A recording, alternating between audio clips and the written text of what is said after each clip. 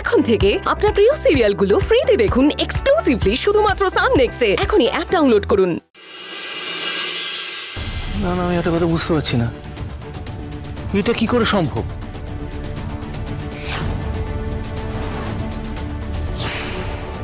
আচ্ছা, এটা তোমরা সত্যি দিদুনের ঘর থেকে পেয়েছো? হ্যাঁ, আমরা এক্ষুনি বোতলটা আনলাম।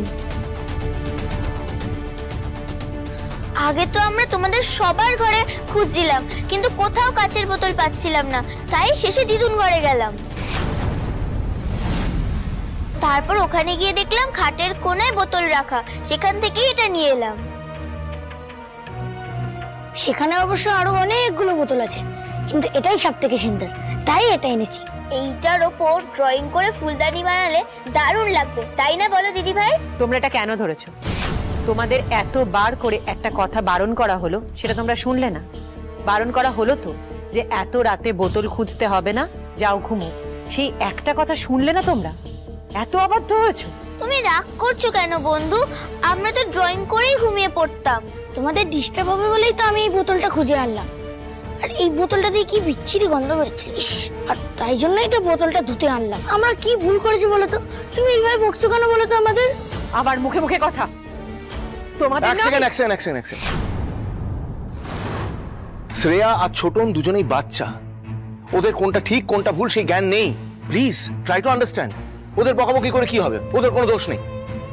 শোনো, তোমরা একটা কাজ করো, যাও কি ঘুমিয়ে পড়ো। এখন ড্রয়িং করার কোনো দরকার নেই, কালকে সকালবেলা স্কুল আছে, স্কুলের জন্য উঠতে হবে। যাও যাও যাও যাও, ওপরে যাও। না প্লিজ, বড়দের কথা শুনতে হবে, যাও ওপরে যাও। আচ্ছা ছোটন, শ্রেয়া, আজকে তোমরা যে তাড়াতাড়ি ঘুমিয়ে পড়তে পারবে, যে আগে ঘুমিয়ে পড়তে পারবে, সে কিন্তু কালকে সকালে চকলেট পাবে। আমি আগে যাব। এই দাঁড়া, আমি আগে যাব বলছি তো। আমি তোকে পেতে হবে না, ছেলে আমি যাচ্ছি তো। এবার কি হবে ঠাকুর? কিভাবে ম্যানেজ করব সবটা? বারবার বলেছিলাম বোতলগুলো ফেলে দাও, না সাজিয়ে রাখবো। এবার বছর ঠেলা। অনু শোন,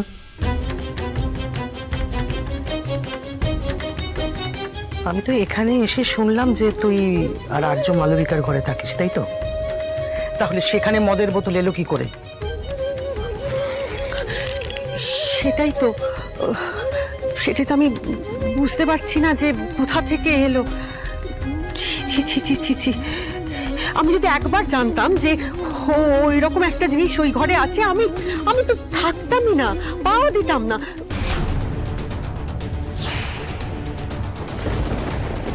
রক্তিম বাবা, ভগবান জানে ওইটা কোথা থেকে এলো ওখানে। আমি সত্যি বলছি, বিশ্বাস করো, আমি খেয়াল করিনি একদম।